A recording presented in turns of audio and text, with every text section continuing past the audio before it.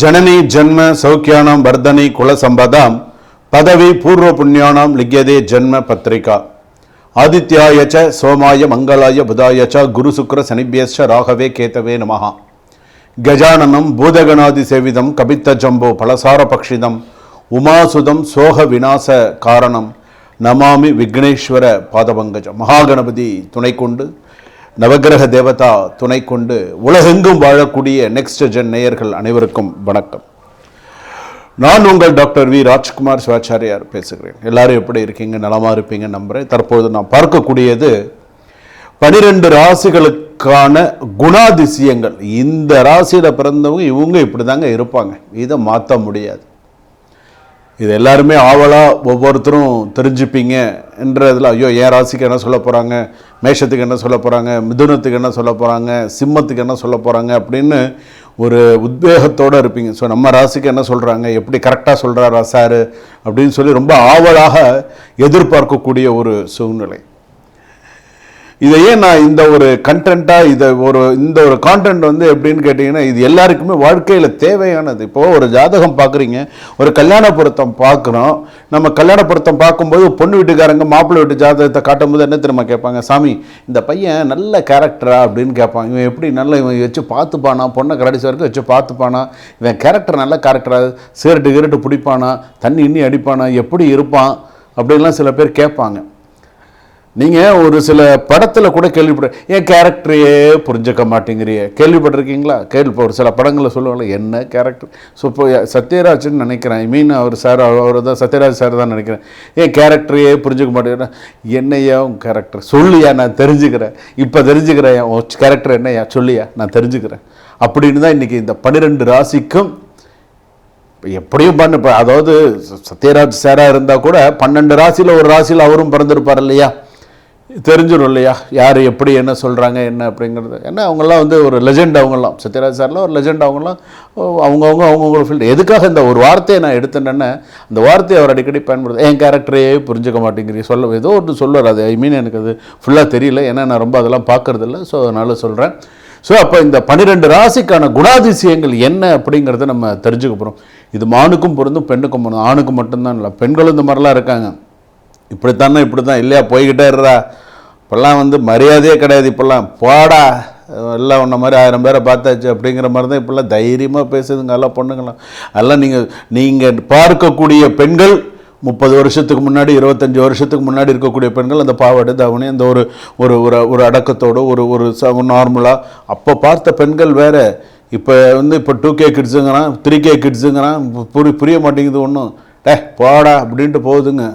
அதெல்லாம் முன்னாடி மாதிரிலாம் கிடையாது. இப்போ காலங்கள் மாற எல்லாம் மாறிடுது. ஸோ வாங்க வீடியோக்குள்ளே போவோம். 12 ராசிக்கான குணாதிசயங்கள்லாம் கேரக்டர் வைஸ் எப்படி இருக்குது என்னங்கிறத விலாவரியாக பார்ப்போம். கடைசி வரைக்கும் வீடியோ ஸ்கிப் பண்ணாமல் பாருங்கள், ப்ளஸ் மைனஸ் எல்லாமே தெரிஞ்சுப்பீங்க. துலாம் ராசி நேயர்களை, உங்களுக்கு வந்து பார்த்தீங்கன்னா சுவாதி நட்சத்திரம் துலா ராசி, விசாக நட்சத்திரம் துலா ராசி இருக்குது.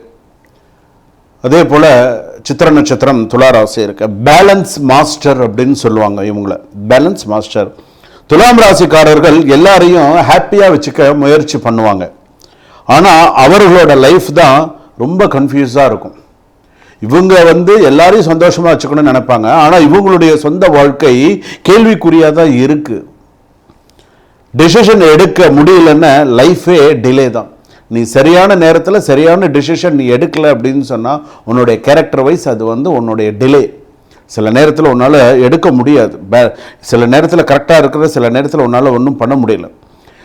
டிப்ளமேட்டிக் ப்ளஸ் சார்மிங், பேசியே சுச்சுவேஷன்ஸ் செட்டில் பண்ணுவாங்க. சில பேர் பேசி ரொம்ப வந்து சண்டையை ரொம்ப விரும்ப மாட்டாங்க. சில பேர் சண்டையை விரும்ப மாட்டாங்க, சமாதானமாக போயிடும். அவாய்டு த ஃபைட், வேண்டாம், தேவையில்லை. இவங்கிட்ட படுறதுக்கு நம்ம விட்டு கொடுத்து போகிறது நல்லது, தேவையில்லை. கேட்குறானா செட்டில் பண்ணி தொலைச்சி விட்டுடுங்க, வேணாம் அப்படிங்கிற கேரக்டர். அதாவது மற்றவங்களுடைய ஒப்பீனியன் கேட்கக்கூடியவர்களை வல்லவர்கள். அடுத்தவங்க இவங்களாம் செய்ய மாட்டாங்க, அடுத்தவங்கள ஒப்பீனியன் கேட்பாங்க. செகண்ட் ஒப்பீனியன் சொல்கிறோம் இல்லையா, ஃபர்ஸ்ட் ஒப்பீனியன் சொல்கிறோம் இல்லையா, கேட்பாங்க. ஸோ இதை செய்யலாமா வேண்டாமா, அவங்க என்ன டிசிஷன் சொல்கிறாங்க, அவங்க என்ன கருத்து சொல்கிறாங்க அப்படிங்கிறத கேட்பாங்க. துளாராசி பெண்கள் அழகு ப்ளஸ் ஸ்மார்ட். இப்போ எப்போதுமே அவங்க வயசு மட்டும் சொல்ல மாட்டாங்க.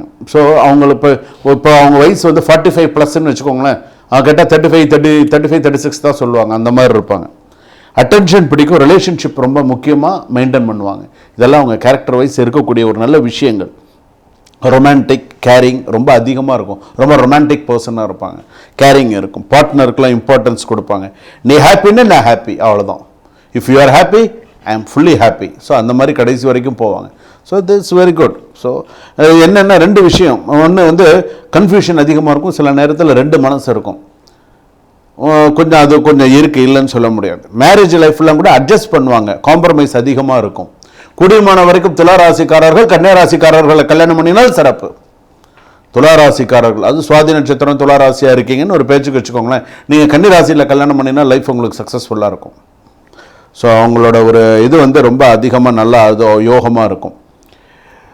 ஒரு விஷயம் மட்டும் நான் சொல்கிறேன், தேர்ட் பர்சன் இன்டர்ஃபயர் ஆகிறாங்க அப்படின்னு சொன்னால் தே வில் நாட் லைக்.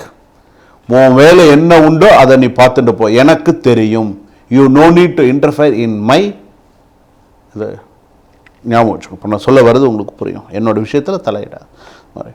அதாவது பார்ட்னர்ஷிப்ஸ் கூட சக்ஸஸ், டீம் ஒர்க்லாம் ரொம்ப ஸ்ட்ராங்காக பண்ணுவாங்க. வேலையில் இருக்காங்கன்னு வச்சுக்கோங்க, டீம் ஒர்க்லாம் ஸ்ட்ராங்காக இருப்பாங்க. Negotiation skip, alone decision week, தனியாக முடிவு எடுக்கிறதுல கொஞ்சம் தயக்கம் ஜாஸ்தி. இன்கம் வரும், நல்ல ஓரளவுக்கு பேலன்ஸ் எல்லாம் நல்லா மெயின்டைன் பண்ண, பேலன்ஸ் மெயின்டைன் பட் பண்ண ஸ்ட்ரகிள், ஒரு பண விஷயத்தில் கூட ஸ்ட்ரகிள் பண்ணி தான் சேர்க்கக்கூடிய சூழ்நிலைகள் சில நேரத்தில் இருக்கும். அதாவது கன்ஃபியூஷன், அதர் இன்ஃப்ளூயன்ஸ்னால் இவங்களோட நெகட்டிவ். பாசிட்டிவ் பேலன்ஸ், டிப்ளமசி, சாம், ரிலேஷன்ஷிப் ஹேண்ட்லிங், இதெல்லாம் அவங்களுடைய கேரக்டர்லேயே உள்ள நல்ல விஷயம். இவங்களுடைய டேஞ்சரான விஷயம் என்னென்ன, wrong decision, loss, people influence, trust issue, இதெல்லாம் அவங்கக்கிட்ட இருக்குது. சில விஷயம் பண்ணணுன்னா எல்லாரும் ஹாப்பின்னா நானும் ஹாப்பி, நான் யாரையும் ஹர்ட் பண்ண மாட்டேன். எல்லாரும் ஹாப்பின்னா நான் யாரையும் ஹர்ட் பண்ண மாட்டேன், நான் என் வேலையை பார்த்துன்னு போகிறேன். சமநிலை தான் சுகம், 2 மனசு இருந்தால் முடிவுக்கு வராது. சமநிலை தான் சுகம், 2 மனசு இருந்தால் முடிவுக்கு வராது. துலாம் ராசிக்காரர்கள் எல்லோரையும் பேலன்ஸ் பண்ணுவாங்க, ஆனால் அவங்களோட லைஃப்பை பேலன்ஸ் ஆகணும்னு இவர்களை மாற்ற முடியாது, இவர்களுக்கு கிளாரிட்டி கொடுக்கணும். அப்படிலாம் இவங்களோட கேரக்டர் வைஸ் இருக்குது. ஸோ சில கேரக்டர் வைஸ் புரிஞ்சுக்க முடியும், சில கேரக்டர் வைஸ் புரிஞ்சுக்க முடியாது. அதுதான் சுபம்.